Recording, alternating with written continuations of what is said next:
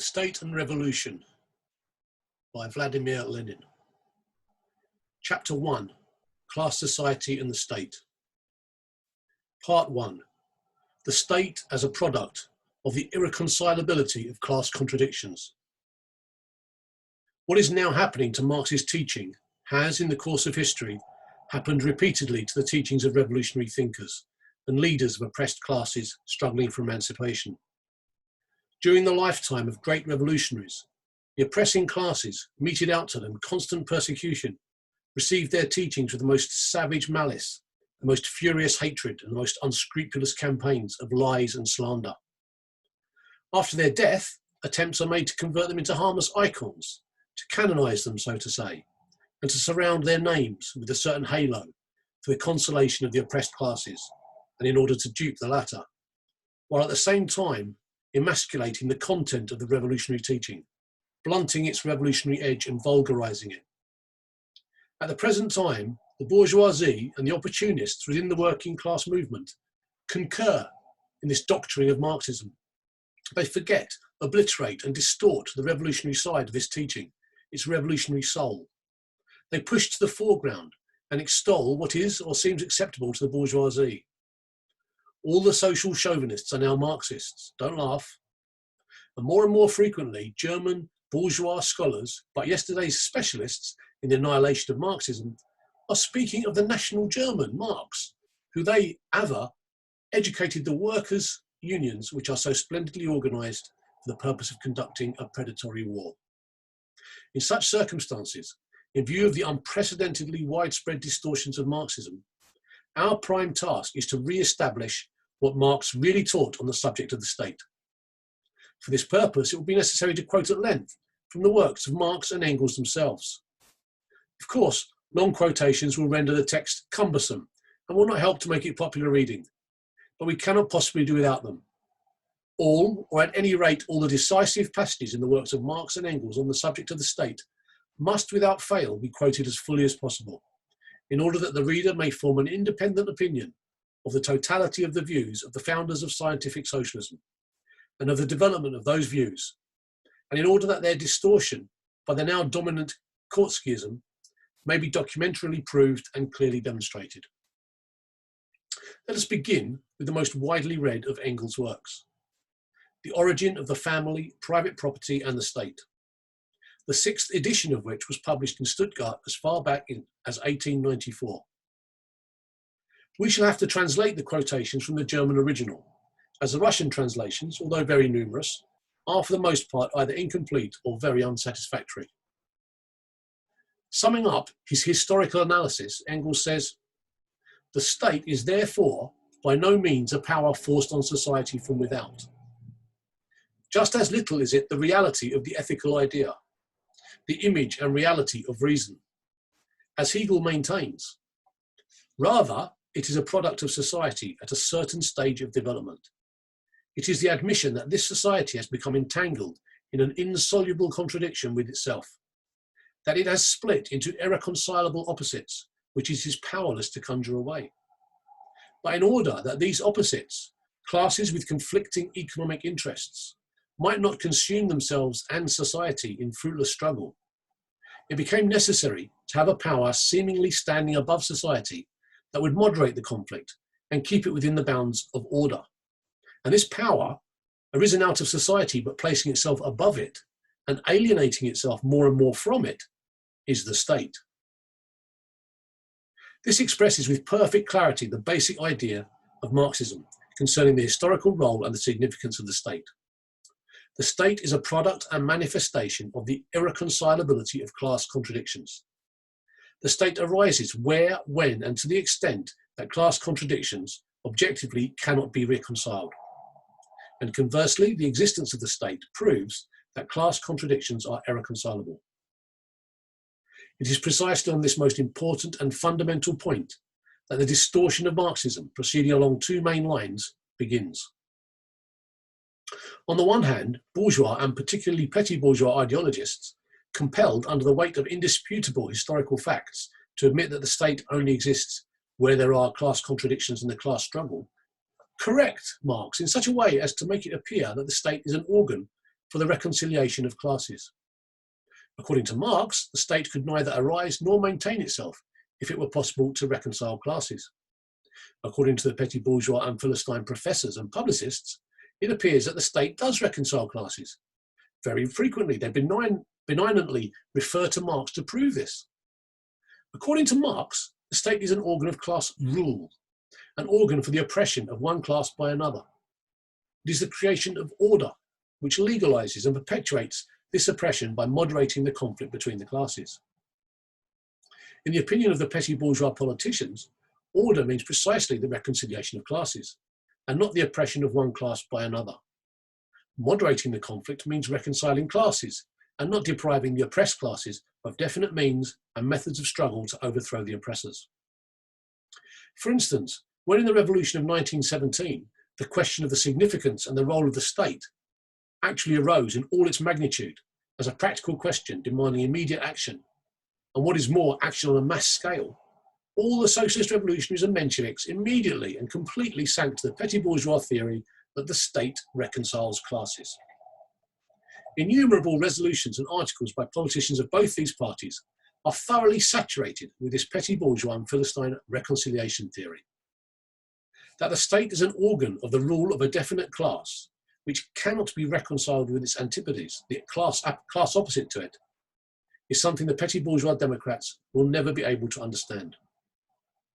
Their attitude towards the state is one of the most striking manifestations of the fact that our socialist revolutionaries and Mensheviks are not socialists at all, a point that we Bolsheviks have always maintained, but petty bourgeois Democrats with near-socialist phraseology. On the other hand, the Kurzgesagt distortion of Marxism is far more subtle. Theoretically, it is not denied that the state is an organ of class rule, or that class contradictions are irreconcilable. But what is lost sight of or glossed over is this. If the state is a product of the irreconcilability of class contradictions, if it is a power standing above society and alienating itself more and more from it, then it is obvious that the liberation of the oppressed class is impossible not only without a violent revolution, but also without the destruction of the apparatus of state power, which was created by the ruling class and which is the embodiment of this alienation. As we shall see later, Marx very definitely drew this theoretically self-evident conclusion as a result of a concrete historical analysis of the tasks of the revolution. And, as we shall show in detail further on, it is precisely this conclusion which Kautsky has forgotten and distorted. Part 2. Special bodies of armed men, prisons, etc. Engels continues, in contradistinction to the old Gentile, tribal or clan organisation, the state first divides its subjects according to territory. Such a division seems natural to us, but it costs a prolonged struggle against the old organisation according to clans or tribes. The second distinguishing feature is the establishment of a public power, which no longer directly coincides with the population organising itself as an armed force. This special public power is necessary because a self-acting armed organisation of the population has become impossible since the split into classes. This public power exists in every state. It consists not merely of armed men, but also of material adjuncts, prisons, and institutions of coercion of all kinds, of which Gentile clan society knew nothing. Engels further elucidates the concept of the power which is termed the state, a power which arose from society but which places itself above it and alienates itself more and more from it. What does this power mainly consist in? It consists in special bodies of armed men which have prisons, etc. at their command. We are justified in speaking of special bodies of armed men because the public power, which is an attribute of every state, no longer directly coincides with the armed population, with its self-acting armed organisation. Like all great revolutionary thinkers, Engels tries to draw the attention of the class-conscious workers precisely to that which the predominant Philistinism regards at least worthy of attention, as most habitual and sanctified by prejudices that are not only firmly rooted, but one might say petrified. A standing army and police are the chief instruments of force of the state power. But can things indeed be otherwise? From the viewpoint of the vast majority of Europeans at the end of the 19th century, whom Engels was addressing, and who had not lived through or observed at close quarters a single great revolution, things could not be otherwise. They completely failed to understand what a self-acting armed organisation of the population was. To the question of why there arose the need for special bodies of armed men, placing themselves above society, alienating themselves from it, the police and the standing army, the West European and Russian Philistines are inclined to answer with a few phrases borrowed from Spencer or Mikhailovsky, by referring to the growing complexity of social life, the differentiation of functions, and so forth. Such a reference seems scientific and splendidly lulls the man in the street to sleep by obscuring the most important and basic fact, namely the split of society into irreconcilably antagonistic classes. Were it not for this split, the self-acting armed organisation of the population would differ from the primitive organisation of a stick-wielding herd of monkeys, or of primitive man, or of men united in clans, by its complexity, its higher technique, and so forth. But such an organisation would still be possible. It is impossible because civilised society is split into antagonistic and, moreover, irreconcilably antagonistic classes, the self-acting armies of which would lead to an armed struggle between them. The state arises, a special power is created, special bodies of armed men, and every revolution, by destroying the state apparatus, clearly demonstrates to us how the ruling class strives to restore the special bodies of armed men which serve it, and how the oppressed class strives to create a new organisation of this kind, capable of serving not the exploiters, but the exploited. In the above argument, Engels raises theoretically the very same question which every great revolution raises before us in practice. Palpably, and what is more, on a scale of mass action, namely the question of the relation between special bodies of armed men and the self-acting armed organisation of the population. We shall see how this question is concretely illustrated by the experience of the European and Russian revolutions. But let's return to Engels' exposition. He points out that sometimes, for example, in certain parts of North America, this public power is weak.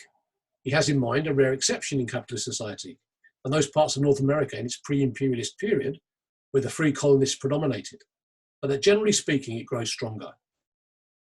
It, the public power, grows stronger, however, in proportion as class contradictions within the state become more acute, and as adjacent states become larger and more populous. We have only to look at our present-day Europe, where class struggle and rivalry in conquest have turned up the public power to such a pitch that it threatens to devour the whole of society and even the state.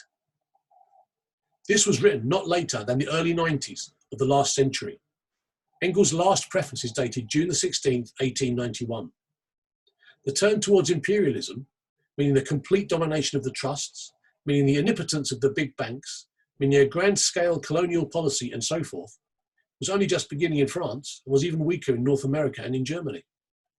Since then, rivalry in conquest has made gigantic strides, especially as, by the beginning of the second decade of the 20th century, the whole globe had been completely divided up among these rivals in conquest, i.e. among the great predatory powers. Since then, military and naval armaments have grown incredibly, and the predatory war of 1914 to 17, for the domination of the world by England or Germany, for the division of the spoils, has brought the devouring of all the forces of society by the rapacious state power close to complete catastrophe. As early as 1891, Engels was able to point to rivalry in conquest as one of the most important distinguishing features of the foreign policy of the great powers. But in 1914 to 17, when this rivalry, many times intensified, has given rise to an imperious war, the social chauvinist scoundrels cover up the defence of the predatory interests of their own bourgeoisie with phrases about defence of the fatherland, defence of the republic and the revolution, etc. Part 3. The state as an instrument for the exploitation of the oppressed class. For the maintenance of the special public power standing above society, taxes and state loans are needed. In possession of the public power and the right to levy taxes, Engels writes, the officials now stand as organs of society, above society. The free, voluntary respect that was accorded to the organs of the Gentile clan constitution does not satisfy them, even if they could gain it. Special laws are enacted proclaiming the sanctity and inviolability of the officials. The shabbiest police servant has more authority than the representatives of the clan. But even the head of the military power of a civilized state may well envy the elder of a clan for the unforced respect of society. Here, the problem of the privileged position of the officials as organs of state power is raised. The main question indicated is, what is it that places them above society? We shall see how this theoretical question was answered in practice by the Paris Commune in 1871, and how it was slurred over in a reactionary manner by Kautsky in 1912. Because the state arose from the need to hold class antithesis in check, and because it arose at the same time in the midst of the conflict of these classes, it is, as a rule, the state of the most powerful, economically dominant class, which, through the medium of the state, becomes also the politically dominant class, and thus acquires new means of holding down and exploiting the oppressed class. Not only were the ancient and feudal states organs for the exploitation of the slaves and serfs, but the modern representative state is an instrument of exploitation of wage labour by capital. By way of exception, however, periods occur in which the warring classes balance each other so nearly that the state power, as ostensible mediator, acquires for the moment a certain degree of independence of both. Such were the absolute monarchies of the 17th and 18th centuries, the Bonapartism of the First and Second Empires in France, and the Bismarck regime in Germany.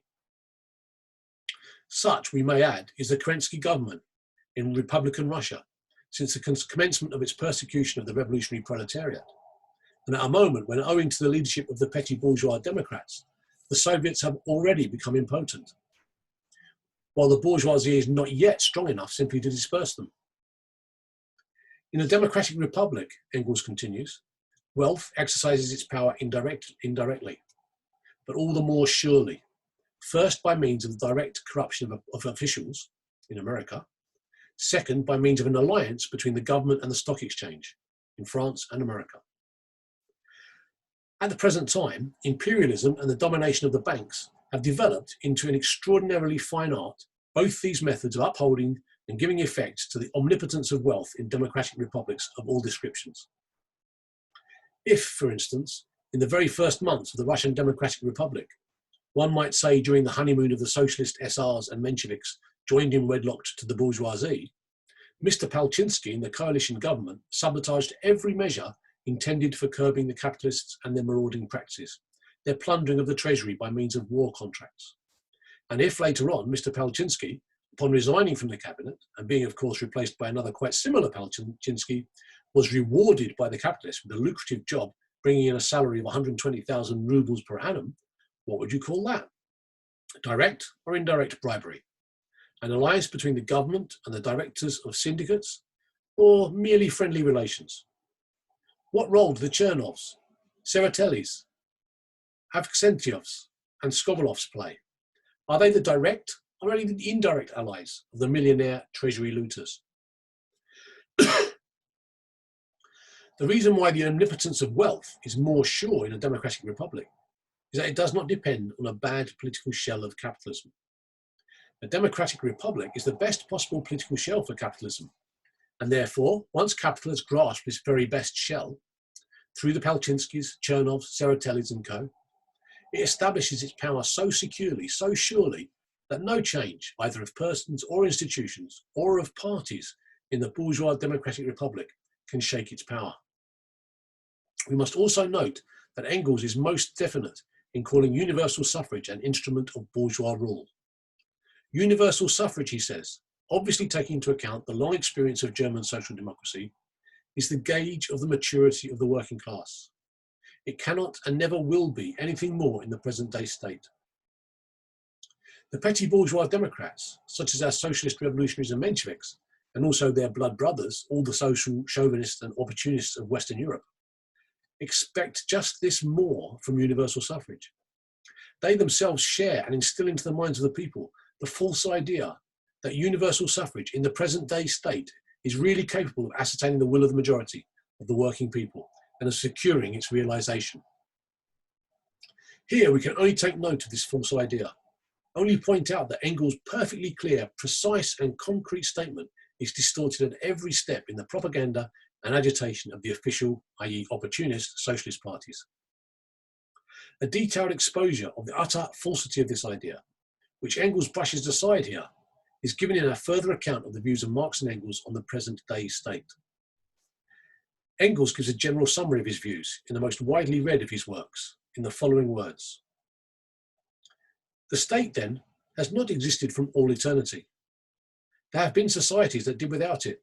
They had no idea of the state and state power. At a certain stage of economic development, which was necessarily bound up with the split of society into classes, the state became a necessity owing to this split. We are now rapidly approaching a stage in the development of production at which the existence of these classes will not only will have ceased to be a necessity, but which will become a positive hindrance to production. They will fall as inevitably as they arose at an earlier stage. Along with them, the state will inevitably fall. Society, which will reorganize production on the basis of a free and equal association of the producers, will put the whole machinery of state where it will then belong, into the Museum of Antiquities, by the side of the spinning wheel and the bronze axe. We do not often come across this passage in the propaganda and agitational literature of present-day social democracy. But even when we do come across it, it is mostly quoted in the same manner as one bows before an icon, i.e. it is done to show official respect for Engels, and no attempt is made to gauge the breadth and depth of the revolution that this relegating of the whole state machine to the Museum of Antiquities presupposes. In most cases, we do not even find an understanding of what Engels calls the state machine.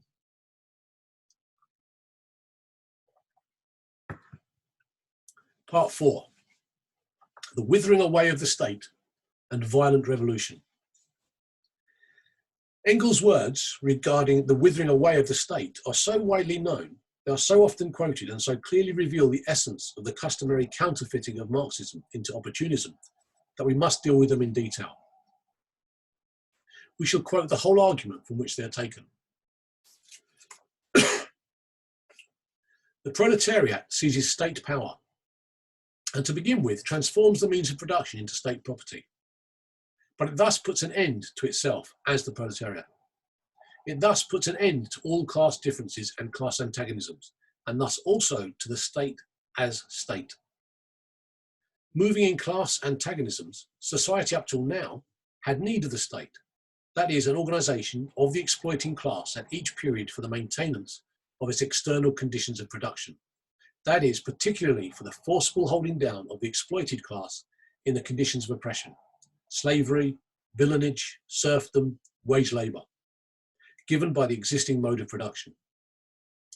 The state was the official representative of the whole of society, its concentration in a visible body, but it was so far only in as it was the state of that class, which in its time represented the whole of society. In antiquity, the state of the slave-owning citizens, in the Middle Ages, of the feudal nobility, or in our time of the bourgeois. When ultimately it becomes the real representative of the whole of society, it renders itself superfluous. As soon as there is no social class to be held in subjection any longer, as soon as class domination and the struggle for individual existence based on the anarchy of production existing up to now are eliminated together with the collisions and excesses arising from them, there is nothing more to repress, nothing necessitating a special repressive force, a state. The first act in which the state really comes forward as a representative of the whole of society, the taking possession of the means of production in the name of society, is at the same time its last independent act as a state. The interference of the state power in social relations becomes superfluous in one sphere after another, and then dies away of itself. The government of persons is replaced by the administration of things and the direction of the processes of production. The state is not abolished, it withers away. It is by this that one must evaluate the phrase, a free people's state, with respect both to its temporary agitational justification and to its ultimate scientific inadequacy. And it is by this that we must also evaluate the demand of the so-called anarchists that the state should be abolished overnight. That was from Anti-Düring, her Jugend Düring's Revolution in Science, 3rd German edition. It may be said without fear of error that of this argument of Engels, which is so remarkably rich in ideas, only one point has become an integral part of socialist thought among modern socialist parties. Namely, that according to Marx, the state withers away, as distinct from the anarchist doctrine of the abolition of the state. To prune Marxism in such a manner is to reduce it to opportunism, for such an interpretation only leaves a vague notion of a slow, even gradual change, of absence of leaps and storms, absence of revolution. The current widespread mass, if one may say so, conception of the withering away of the state undoubtedly means slurring over, if not repudiating, revolution. Such an interpretation, however, is the crudest distortion of Marxism, advantageous only to the bourgeoisie. In point of theory, it is based on a disregard for the most important circumstances and considerations indicated, say in Engels' summary argument, which we have just quoted in full. In the first place, at the very outset of his argument, Engels says that in seizing state power, the proletariat thereby puts an end to the state as state. It's not good form to ponder over the meaning of this. Generally, it is either ignored altogether or is considered to be something in the nature of a Hegelian weakness on Engels' part. As a matter of fact, however, these words briefly express the experience of one of the greatest proletarian revolutions, the Paris Commune of 1871, of which we shall speak in greater detail in its proper place. As a matter of fact, Engels speaks here of the proletarian revolution, putting an end to the bourgeois state, while the words withering away refer to the remnants of the proletarian state system after the socialist revolution. According to Engels, the bourgeois state does not wither away, but the proletariat puts an end to it in the course of the revolution. What withers away after this revolution is the proletarian state, or semi-state. Secondly, the state is a special repressive force. Engels gives this splendid and extremely profound definition here with the utmost lucidity. And from it follows that the special repressive force for the suppression of the proletariat by the bourgeoisie, of millions of the working people by handfuls of the rich, must be replaced by a special repressive force for the suppression of the bourgeoisie by the proletariat, the dictatorship of the proletariat. This is precisely what is meant by putting an end to the state as state. This is precisely the act of taking possession of the means of production in the name of society. And it is self-evident that such a replacement of one bourgeois special force by another proletarian special force cannot possibly take place in the form of withering away. Thirdly, in speaking of withering away, and the even more graphic and colourful dying away of itself, Engels refers quite clearly and definitely to the period after the state has taken possession of the means of production in the name of the whole of society. That is, after the Socialist Revolution. We all know that the political form of the state at that time is the most complete democracy, but it never enters the head of any of the opportunists who shamelessly distort Marxism that Engels is consequently speaking here of democracy dying away of itself, or withering away. This seems very strange at first sight, but it is incomprehensible only to those who have not pondered over the fact that democracy is also a state, and that consequently democracy will also disappear when the state disappears. Revolution alone can put an end to the bourgeois state. The state in general, i.e. the most complete democracy, can only wither away. Fourthly, after formulating his famous proposition that the state withers away, Engels at once explains specifically that this proposition is directed against both the opportunists and the anarchists. In doing this, Engels puts in the forefront that conclusion drawn from the proposition concerning the withering away of the state, which is directed against the opportunists. One can wager that out of every 10,000 persons who have read or heard about the withering away of the state, 9,990 are completely unaware or do not remember that Engels directed his conclusion from this proposition not against the anarchists alone. And of the remaining 10, probably 9 do not know the meaning of a free people's state and why an attack on this slogan means an attack on the opportunists. This is how history is written.